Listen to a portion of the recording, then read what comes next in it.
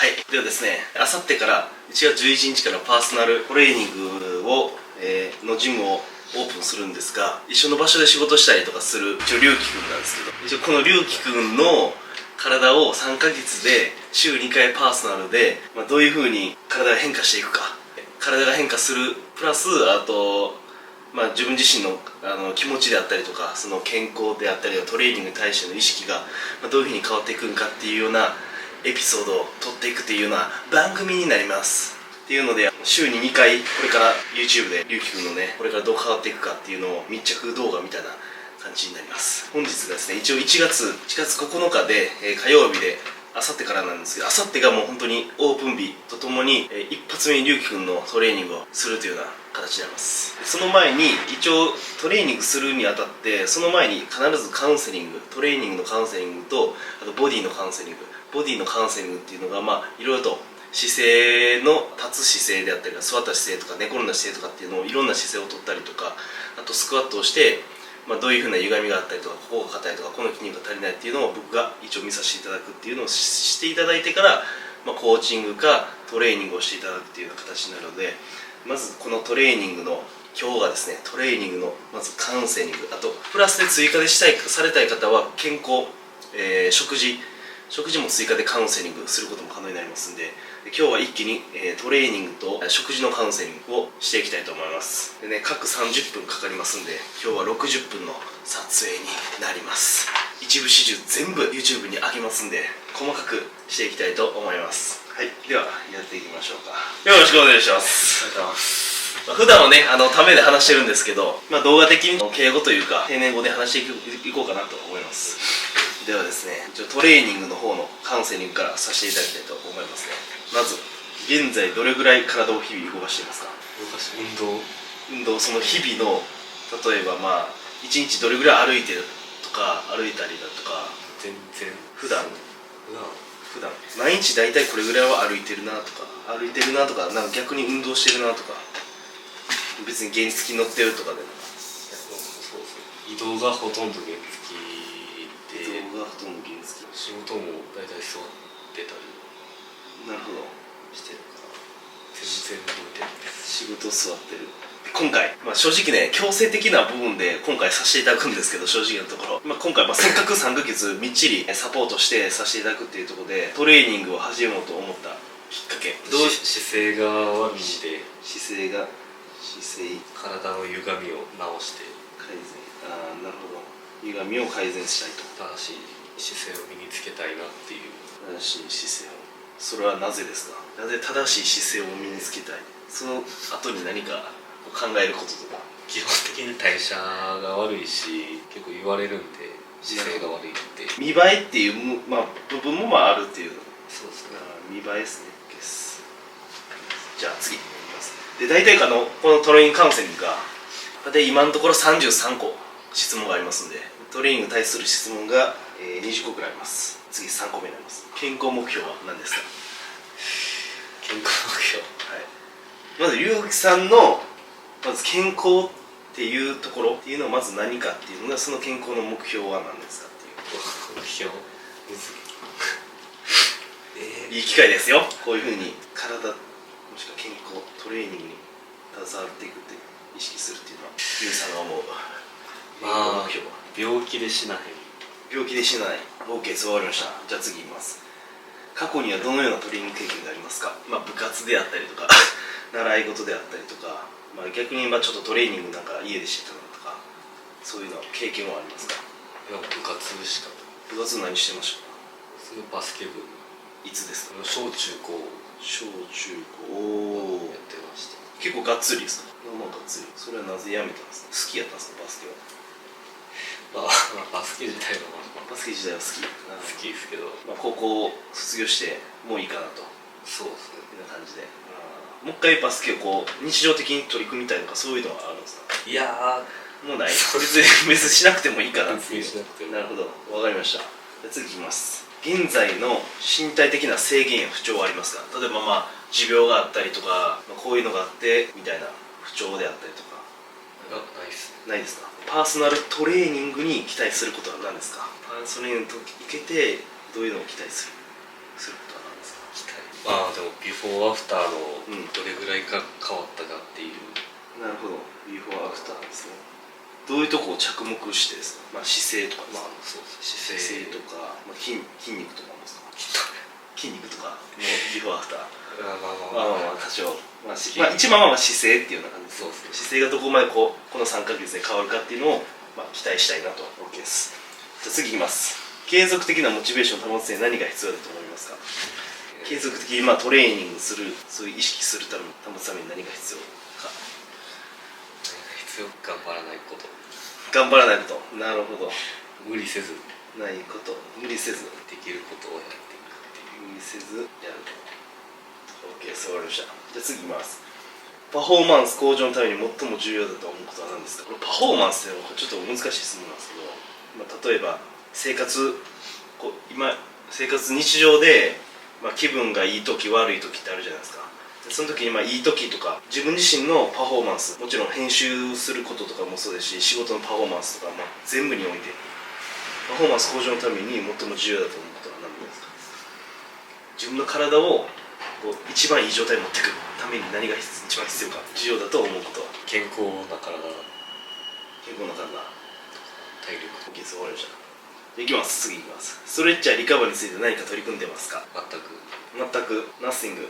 そうです。全くない。 OK です。じゃあいきます。トレーニング中に感じる不安や緊張はありますか？特にないです。特にない。はい、次いきます。特に鍛えたい筋肉はありますか？ないですね。ない。OK です。次いきます。日々の生活での体の使い方について意識していますか？全然してない。例えば物を取るときに、まあ、腰から行かないであったりとか、少しでも階段を登るとか、全くなるほど。意識したことはない。全くないと。次いきます。トレーニングが与える影響をどのように感じますか？自分自身に対してどういうふうに感じるか、まあ、例えばバスケしてる時を思い出してもいいですし、何か変わることとか、こういうトレーニングしたらこういうふうになるなとか、汗かいたら好きですなとかっていう人もいますし、よく寝れる。よく寝れるです。次いきます。運動を通じて感じる喜びや充実感はありますか？ぼちぼち。まあまあある。逆にどういう運動をして感じますか？これは喜びや充実感、具体的にどういう運動をしたらまあまあ充実感があるような感じになりますね。走ったりとか。走ったりとか。走るのは好きですか？絶対好きじゃないですね。はい、次いきます。現在の生活スタイルや仕事の影響で感じる体力やストレスはどの程度ですか？まあ仕事とか、まあ今の日常生活において体力的にちょっときついなと思う部分があったりとかっていうのはどれぐらいの程度？常にそんな体力がある感じはしない。どれぐらいのレベルをしたらなんか体が疲れるなっていう感覚ってありますか？どれぐらいなんか行動したりとか、動いたりとか、まあ、例えばまあ1日1時間普通に歩いたら、まあ、普通に次の日しんどいなとかっていうのも多分あると思うんですけど、どういう運動をした時にそういうふうにストレスというか、まあ大打感というか、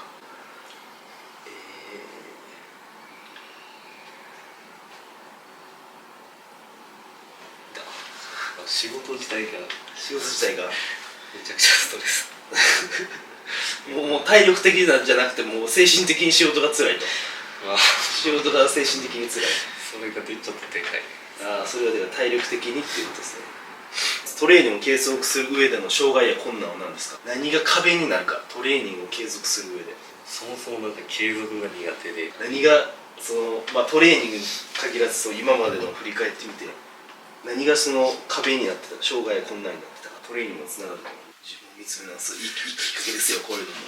皆さん本当にこのトレーニング、今これカウンセリングシート聞いてるんですけど、大体の人はもっとしっかり鮮明に答えられる人が多いです。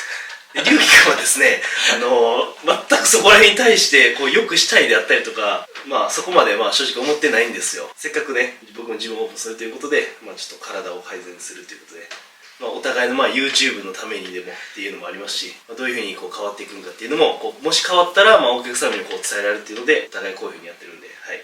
では続きやっていきましょう。障害や困難は何ですか？毎日なんか決めたことをやるっていうのを今までできたことない。それ途中でもうだるみたいな感じなんですか？もういいやみたいな。気づいたらやってない。もう本当に一つやろうと決めたことに対してもう勝手にどっか行っちゃってるみたいな。そうですね。気づいたらやってる。 OK、わかりました。じゃあ次行きましょう。日常生活の姿勢について気をつけられてることはありますか？ないっすね。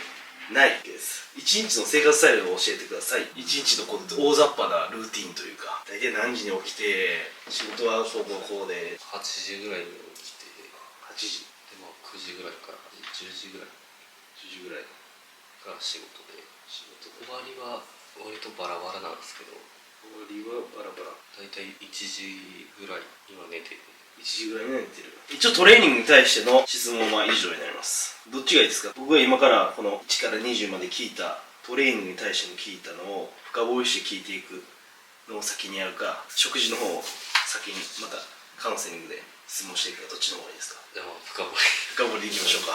OK です。仕事まで歩ける距離なんですか？りいやでも原付取らないとここの店舗までは何分ですか？歩いて30 30分。往復60提案していきますね。芦屋に来るときは歩いてきた方がいいです。はい、これまず結論ですね。で、僕は正直トレーニングをしているので、もちろん有酸素運動とか無酸素運動とかコンビネーションでやってるんで、そこら辺はカバーできるんですけど、龍樹さんは全く歩いてないということで、歩いた方がいいですね。芦屋の方来るときって多分今って毎週火曜日ですか？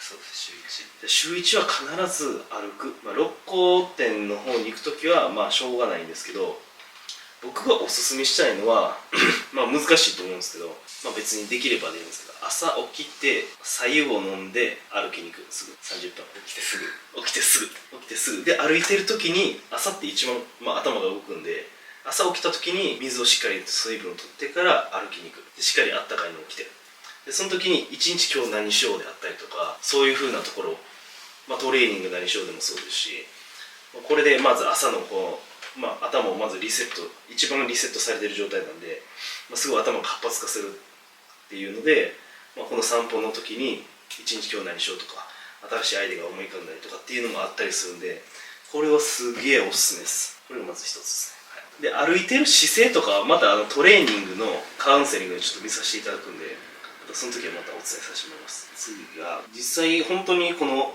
トレーニングをしたい、本当に姿勢改善なのか見栄えなのか、単純に姿勢改善、見栄えさえ良くなればいいとか、例えば姿勢改善が良くなって、歩くのが楽になるとかっていうケースもいっぱいあるんですよね。逆に食欲が逆に代謝が上がって湧いたりとかっていうのもあるんですけど、そういうのとかもやっぱり期待はしたいですか？そうですね。そこら辺はでも分かんないんで、今経験がないから。目標、まず健康ってなんすか？そもそも健康大前提、健康って龍樹さんの思う健康っていう解釈と、僕が思う健康って思う解釈が多分違うと思うんですよね。そこが多分僕のもちろん意見も言うんですけど、これをもう少し病気で死なないために健康になるみたいな、ちょっとだいぶ抽象的であれなんで、もうちょっと健康って何っていう、皆さんあるじゃないですか。健康になるためにトレーニングジムに通ったりとか、食事を改善したりとかするじゃないですか。何のためにっていう、健康ってみんな言ってるけど、その先に何がある、ここをすごい考えてないというか、大雑把にしてる人が多くて、健康は日々の生命活動がパフォーマンスを100% 引き出せる状態というか、パフォーマンス 100% 出せる状態。だから健康っていうのが、ゆうさんが言う、日々の生命活動というか、日常生活でパフォーマンスを 100% 引き出せることができるっていうのが健康状態っていうことですね。なるほど、分かりました。OK です。それも一理あると思います。僕が思うのは、病気になってから、もちろんパフォーマンス 100% ともそうですけど、病気になってから気づく人が多いんですよね。もうちょっとこうすればよかったのとか。でもそれじゃ遅いですよね。だから若いうちにしないといけないっていうのもあるんですけど、僕が思うのは本当にコンセプトにさせていただいてることなんですけど、死ぬまで歩き切ることができる。やっぱりご年配の方とお話しても、やっぱり孫さんとか息子さんに手伝されたりとかっていうのがすごいやっぱり嫌とおっしゃる方が多いんで、僕の関する健康っていうのは、皆さんトレーニングが健康を何のためにやってるかっていうと、死ぬまで一人で歩き切ることができるっていうのが、僕が思う健康状態、健康目標かなっていうようなところです。おっしゃる通りです。いや、それは分かんないですけどね。テオリーと違うんで。でも最終的に何のためにやってるんやろう。トレーニング何のためには、気持ちいいからっていう人もいますけど、ほとんどそういう人は少ないんで、正直。まあご年配の方とお話しすると、まあ、そういう意見がすごく多かったんで、僕も本当にそうやと思います。で次ちょっといきます。バスケのことなんですけど、バスケしてる時って楽しいんですか？楽しい。楽しい。バスケ自体が楽しいですか？だからまあ正直結構どうですか、運動神経はいい方ですか？割と走れるし、ステップもできるし、ジャンプもできるかなぐらい。そうっすね。シュートも割といける。中の上ぐらいで割とまあ体の使い方的には、まあ、意識せずに意外と動けちゃうかなみたいな。そうです。なるほどね。だからまあ正直その運動するとかトレーニングするっていうことに対しては、まあ、そこまで抵抗もないし、そんないや自分はできひんわみたいな感じではない。そうです。まあ言われた通りにすればできるやろっていうような感じ。なるほど。パーソナルトレーニングに期待することはビフォーアフターですね。モチベーション、そうですね、モチベーション。僕がでもこれ僕のまた意見なんですけど、まあ、提案みたいな感じなんですけど、モチベーションってなんかこれを達成するために頑張るぞ、例えばまあお金稼ぐにしても YouTube にしても、まあ、チャンネル登録1000に行くために頑張るっていうような感じがあるじゃないですか。それでまあモチベーションが今は高いから頑張ってるみたいな。で今はなんかちょっとモチベーション少ないとかっていうのがあったりすると思うんですけど、正直この価値観的にトレーニングって一生しないといけないと思ってて、やっぱり老化には勝てないですよね。やっぱり今ちょっと20歳でお若いと思うんですけど、ここからやっぱりどんどん下がってくるんですよね。30後半ぐらいからってなってくると、もう今のうちにトレーニングの技術であったりとか知識とかっていうのを入れ込んでいくと、老化っていうのに逆らえることができるんですよね。一生続けるっていうことなんで、まあ、モチベーションっていうよりもまずここをまあ習慣化するっていうのがまあ僕は一番大事だと思うんで、だからもちろん僕はゆうきさんがおっしゃったその頑張らないこと、無理をしないことっていうのはすごい理にかなってると僕は思ってるんですよね。アップダウンが一番無駄なんですよ。無駄じゃないですか。こうダウンしてる時の 1,2 ヶ月トレーニングしないって無駄じゃないですか。けどトレーニングが1時間毎日しないといけない。で 2,3 ヶ月しない。でまた 2,3 ヶ月するって、これってすごい無駄なんですよ。だったら僕が提案させていただいてるのが、本当に家で毎日できるようなトレーニングで5分から10分すればどんどん体が整ったりとか、自分の体が分かっていくようなトレーニングを提案させていただくっていうプランになってるんで、なんでまあここは本当に僕が思うのは、頑張らない、日常化させる。日常化するってことは歯磨きって辛くないじゃないですか。辛くないって毎日しないと気持ち悪いじゃないですかっていうぐらいまで持ってくるトレーニングを。でもそれを持ってくることに対してやっぱりきつい。歯磨きがこうやってる時にもうここパンパンになるわーっていうぐらい歯磨きが重かったらやりたくないじゃないですか。お風呂ももう入るのに1時間ぐらいかかるみたいな、湯沸かすのにみたいな。そうなってくるとやっぱ継続って難しいんで、モチベーションやっぱりアップダウンしたりするんで、だから基本的には頑張らないこと、無理をしないこと、まあ、継続的にモチベーションを保つためにこう一定でなんですよ。これなんですよ。このモチベーションですね。ずっとこうじゃないですね。この保つために毎日できるような、自分に毎日できるようなプランをするっていうのをご提案させてもらいます。次ですね。パフォーマンス向上のために最も重要だと思うことは何ですか？健康な体。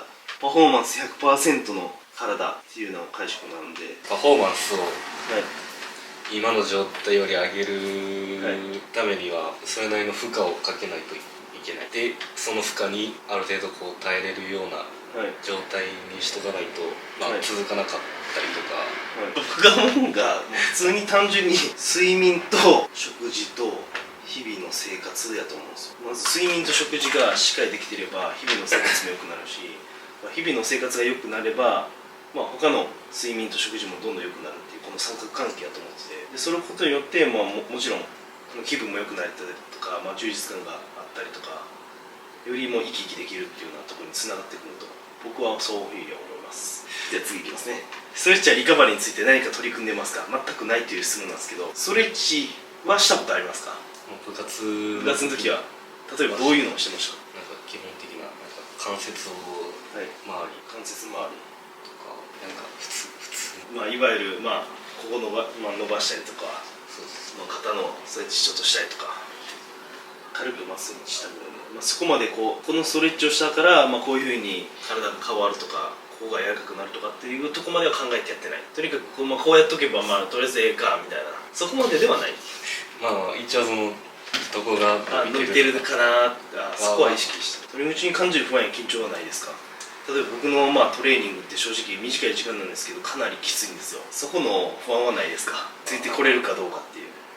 仕方がない。仕方がない。OK です。仕方がないですね。やるしかない。やるしかないってことですね。本当に鍛えたい筋肉はないですか？全く興味がない。筋肉に対しては。そうです。筋肉がついた方がいいかつかない方がいい、どっちの方がいいですか？どっちでもいい。日々の生活は体の全くないっていうことなんですけど、全くない、特に意識はしてない。そうです。トレーニングが与える影響をどのように感じますか？よく寝れるっていうことだったんですけど、これはあれですか、バスケの時の経験ですか？こうよくなんかトレーニングとかいろんな動いた後に夜なんか健やかに寝れるみたいな。そう、まあ疲れたら寝れる。疲れたら寝れるみたいな。ああ、それを今の生活に持ってくることはしないですか？基本疲れたくないかああ、疲れたくない。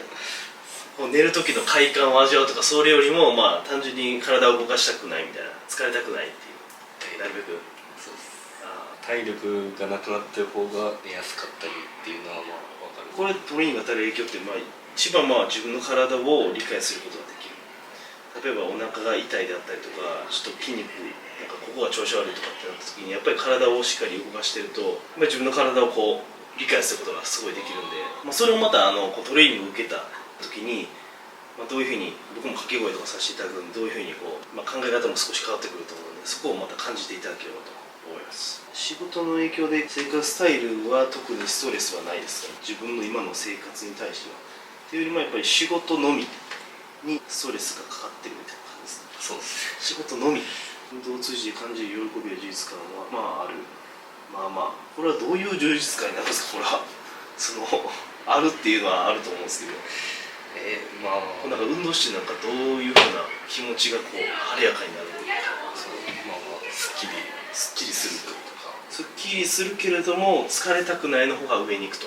そうですなるほど。これ疲れたくないから、疲れたくないっていうのは、例えば1日5分でも10分でもきついことをして好きになれるんであればいいみたいな感じはあるんですか？